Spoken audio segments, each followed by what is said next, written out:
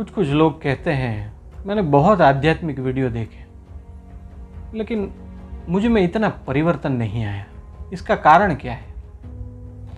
कुछ लोग कहते हैं, मैंने बहुत श्लोक कंठस्थ कर लिए, लेकिन वो मेरे जीवन में आध्यात्मिक परिवर्तन नहीं लाया।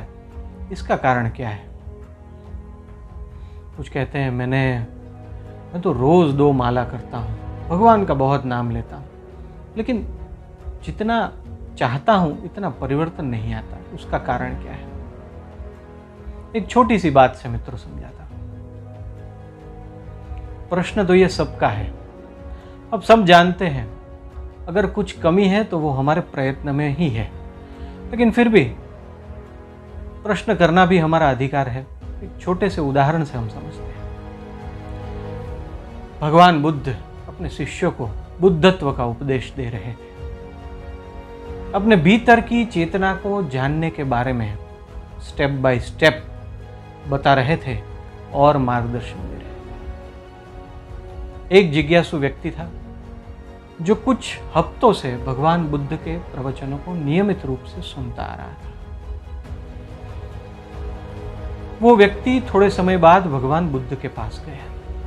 उसने हाथ जोड़कर भगवान को प्रणाम किया। भगवान ने आशीर्वाद की मुद्रा में हाथ उठाया। उस व्यक्ति ने विनम्रता से कहने का प्रयास किया कि भगवान, मुझे एक बात कहनी है। मैं हफ्तों से आपके प्रवचन सुन रहा हूं, लेकिन मुझ में कुछ परिवर्तन नहीं आ रहा है। मुझे उसका कुछ धार्मिक या तो असाधारण फल नहीं मिल रहा है। ऐसा क्यों? भगवान अपनी लाक्षणिक मुद्रा में थोड़ा सा मुस्कुराए और बहुत ही शांत स्वर में भगवान ने कहा, हे पुत्र, तुम कहाँ के हो? उस व्यक्ति ने कहा, मैं सावस्ती नगरी का हूं। भगवान ने पूछा, ठीक है, तो तुम उस नगरी से यहां कैसे आते हो? उस व्यक्ति ने कहा, मैं कभी कभी चल के आता हूँ, कभी कभी घोड़े पर आता हूँ, कभी रथ पे भी आता जाता हूँ। मेरे पास बैलगाड़ी भी है, कभी उसका भी उपयोग करता हूँ, और मैं बार बार आपके प्रवचन सुनने के लिए नगर में से यहाँ पे आता हूँ। भगवान बुद्ध ने कहा, अच्छी बात है। भगवान ने फिर मार्मिक रूप से एक बात पूछी।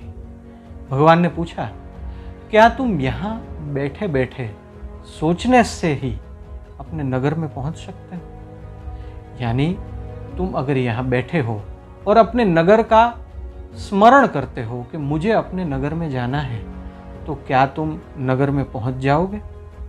उस व्यक्ति ने कहा, नहीं नहीं भगवंत, अगर मुझे नगर में जाना है तो कम से कम मैंने जो आपको बताया, या तो उस साधनों से मैं उस नगर में पहुंचूंगा, या तो मुझे चल के या तो दौड़ के अपने नगर में जाना पड़ेगा। भगवान ने फिर से कहा, नहीं नहीं, जरा शांति से सोच के जवाब दो कि बैठे बैठे ही अगर तुम अपने नगर के बारे में सोचोगे तो क्या तुम वहां पहुंच जाओगे? उस व्यक्ति ने कहा, नहीं भगवान, मुझे वहां जाने के लिए उठकर चलना पड़ेगा, या तो दौड़ना पड़ेगा, या तो किसी वाहन का सहारा लेना पड़ेगा।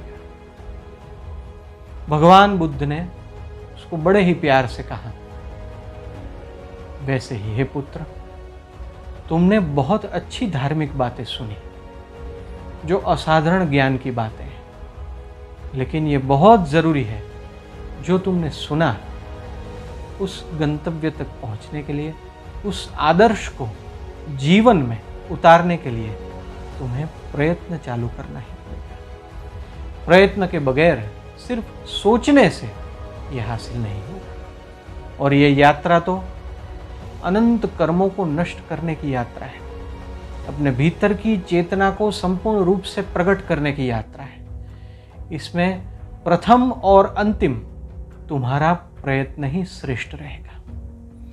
गुरु या तो मार्गदर्शक आपको रास्ता बता सकते हैं, गुरु या तो मार्गदर्शक अंधे रास्ते पे उजाला कर सकते हैं, लेकिन चलना तो हमें अपने पुरुषार्थ से ही पड़ेगा।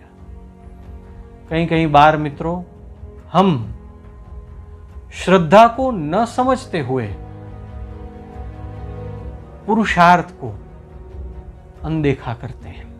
ये भगवान और महापुरुषों की आज्ञा नहीं है। बहुत बार हमें ये लगता है कि हम अगर बुरे कर्म करते रहेंगे और थोड़ा भगवान का नाम लेंगे तो वो हमारे बुरे कर्म नष्ट हो जाएंगे और हमें अच्छे कर्मों का परिणाम मिलना शुरू हो जाएगा। नहीं, बुरे कर्म अगर करते हैं तो वो बंद करने पड़ेंगे।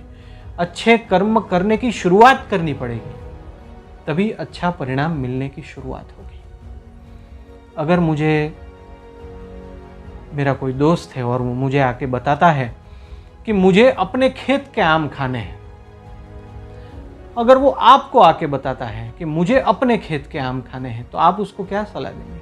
बहुत अच्छी बात है भाई, कुछ अच्छा सा जो आम का वृक्ष है, बहुत सारे आम के वृक्ष तुम वहाँ पे बो, उसका महीनों तक जतन करो, उसको पानी दो, उसका व्यवस्थित रूप से जतन करो, फिर कुछ समय बाद जो आम आएंगे वो तुम खा सकोगे। अगर अपने ही खेत के आम खाने हैं तो उसके लिए हमें अपने खेत में आम का वृक्ष बोना पड़ेगा, मेहनत करनी पड़ेगी, कुदरत के नियमों के अनुसार शुद्ध प्रयत्न करना पड़ेगा, तभी हमें परिणाम मिलेगा। जब हम प्रश्न करते हैं कि मुझे प्रयत्न करने के बाद कुछ नहीं मिला, या तो हम प्रश्न करते हैं कि मुझे जितना मिलना चाहिए था वो नहीं मिला, तब हमारा प्रश्न स्वयंभू उत्तर के रूप में परिवर्तित हो जाएगा अगर हम साथ में ये भी प्रश्न करें कि क्या मैंने योग्य प्रयत्न किया, क्या मैं सही दिशा में चला, या मैंने योग्य पुरुषार्थ किया, या सिर्फ मैं भगवान बुद्ध के उस जिज्ञासु सुनने वाले व्यक्ति की तरह हूँ जो सिर्फ प्रवचन सुन रहा है लेकिन प्रयत्न नहीं कर रहा है। श्रद्धा बहुत ही आवश्यक है, लेकिन श्रद्धा पुरुषार्थ विहीन नहीं होनी चाहिए।